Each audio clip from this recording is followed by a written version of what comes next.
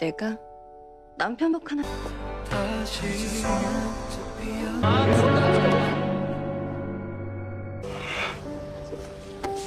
Kali ini Minette akan membahas drama Korea yang berjudul Queen of Tears. Tanpa berlama lagi, episode 6. Mari kita review. Hyunwoo dan Hae-in akhirnya rujuk kembali.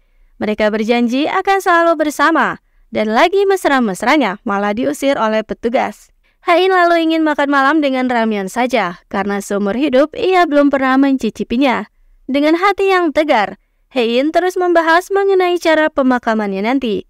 Jika ada rekannya yang menggosipkan Hae-in kelak, Hyunwoo harus menuntut mereka.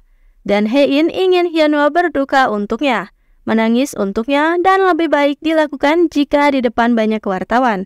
Hae-in ingin Hyunwoo merasa sedih karena dirinya yang sudah tiada. Dan akhirnya hal yang ditunggu oleh Hyunwoo dulu pun dibahas.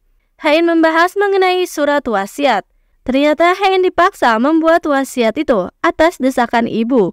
Jika tidak dilakukan, maka ibu tak akan memberikan izin untuk menikah. Isi dari wasiat itu ternyata memang Hyunwoo tak akan mendapat warisan, tapi Hae-in akan mengubah isi wasiatnya. Dan karena kini Hyunwoo sudah tobat, ia meminta Hae-in untuk merubahnya saat nanti Hae-in sudah sembuh total saja. Dan malam hari tiba, pasangan yang baru rujuk itu menjadi canggung. Hyunwoo meminta izin untuk tidur bersama lagi dengan Hae-in untuk selamanya. Dan dengan malu-malu, Hae-in pun mengiyakan. Untuk mencairkan suasana canggung, Hae-in membahas mengenai rekannya yang dulu bertemu di acara Mr. Herman. Wanita itu mengalami kecelakaan, tapi suaminya malah sibuk menyiapkan pengacara agar mendapatkan warisan. Hyunwoo hanya tertegun. Sungguh Hae-in merasa beruntung dan terberkati karena punya suami seperti Hyunwoo yang berbeda dengan lelaki kebanyakan. Karena menurut Hae-in, Hyunwoo begitu peduli pada dirinya ketika diberitahu penyakitnya. Sedangkan di Seoul, sudah jelas di mana Dahae berpihak. Ia bekerja sama dengan Eun-sung. Keduanya diam-diam menyelinap masuk ke ruangan kerja dan menggeledah barang-barang Hyunwoo, dan akhirnya menemukan berangkas. Eun-sung begitu penasaran ingin tahu isi di dalamnya. Dahae begitu sangat geli karena Suchol begitu mudah dibodoh-bodohi.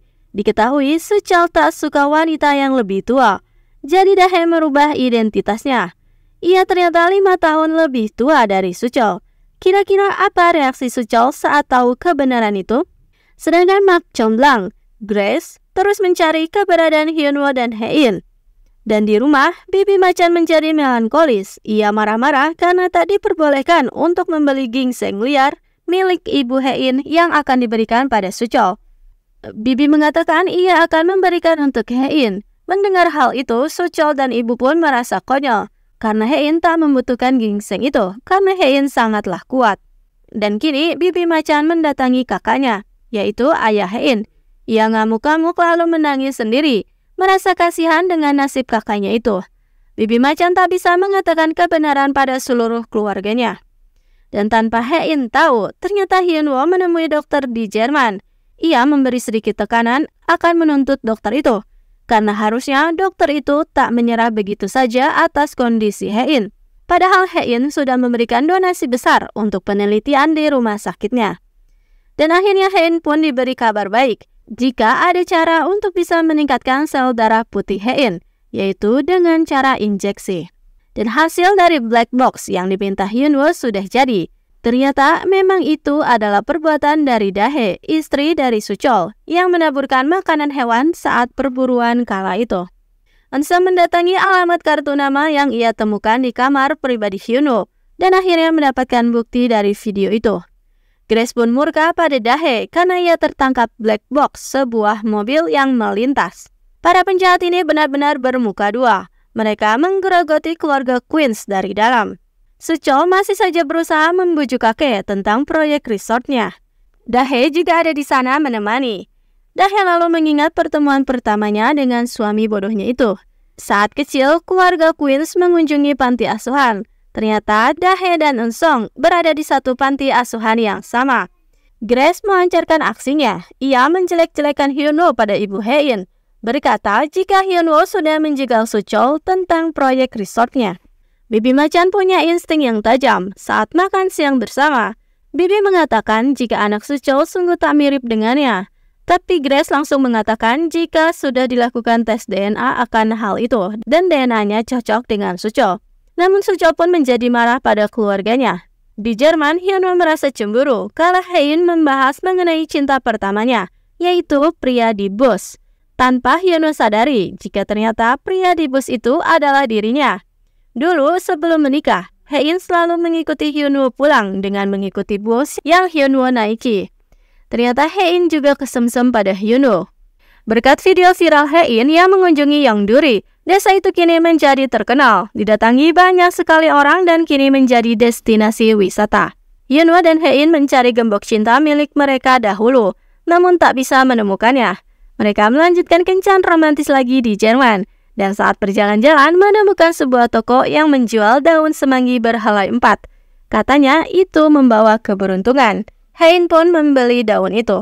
Dan kini waktunya Haein diinjeksi, sesuai email yang diterima tadi pagi. Namun tiba-tiba saja Haein menghilang. Hyunwoo begitu ketakutan, ia mencari Haein kemana-mana.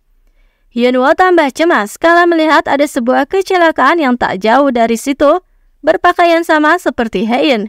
Namun untungnya setelah dilihat lagi, itu bukanlah Haein. Beruntung Haein muncul di belakang Hyunwoo. Hyunwoo pun merasa lega dan langsung memeluk Haein. Haein mulai bercerita jika ia tadi melihat kakaknya. Ia mengejar kakaknya itu hingga tak terasa 1 jam berlalu. Dan beginilah kisah Queens kehilangan anak sulungnya. Ketika Haein usia 9 tahun, keluarga melakukan liburan musim panas ke pantai. Namun terjadi kecelakaan misterius. Haein tenggelam dan diselamatkan oleh kakaknya. Haein selamat, namun kakaknya Suwan kehilangan nyawa di tempat itu. Dan sejak itulah ibu menjadi berubah sikap pada Haein. Haein merasa bersalah karena merasa sudah mencuri nyawa pada kakaknya. Haein merasa jika kakaknya datang untuk menjemput Haein karena sudah waktunya ia pergi. Namun Hyunwoo mengatakan jika itu hanyalah sebuah halusinasi dari pengobatan Haein. Sedangkan di Seoul, rencana para penjahat selanjutnya adalah membongkar berangkas Hyunwoo, berpura-pura jika ada kerusakan di CCTV. Jadi mereka membawa beberapa ahli untuk memperbaiki, padahal mereka melakukan itu untuk membongkar berangkasnya. Grace bak menemukan harta karun di berangkasnya Hyunwoo. Ia menemukan surat kesepakatan perceraian yang dibuat Hyunwoo. Di Jerman, Hyunwoo merasakan sebuah firasat karena toko pemulihan data tak bisa dihubungi. Dan ternyata memang toko itu telah bersiap untuk tutup permanen. Lukisan pemberian Eun-sung sudah dipajang di ruang kerja kakek. Kakek begitu sangat senang. Eun-sung dan Grace pun mulai melancarkan aksinya lagi.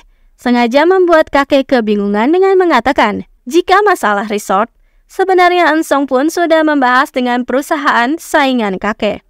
Tak lama lalu mendapat kabar jika ada kasus penggelapan pajak di perusahaan Queens yang terkuak. Dan kakek sebagai pimpinan harus bersiap untuk dipanggil ke kepolisian juga. Kakek pun murka karena tahu pasti orang itulah karena yang diincar sesungguhnya adalah dirinya. Dan kini giliran si pacar kakek beraksi. Pura-pura ia melihat sebuah alat penyadap di ruangan pribadi kakek. Kakek pun tambah murka, hingga akhirnya membawa para ahli. Dan digeledahlah semua ruangan-ruangan Queens untuk menemukan penerima sinyalnya.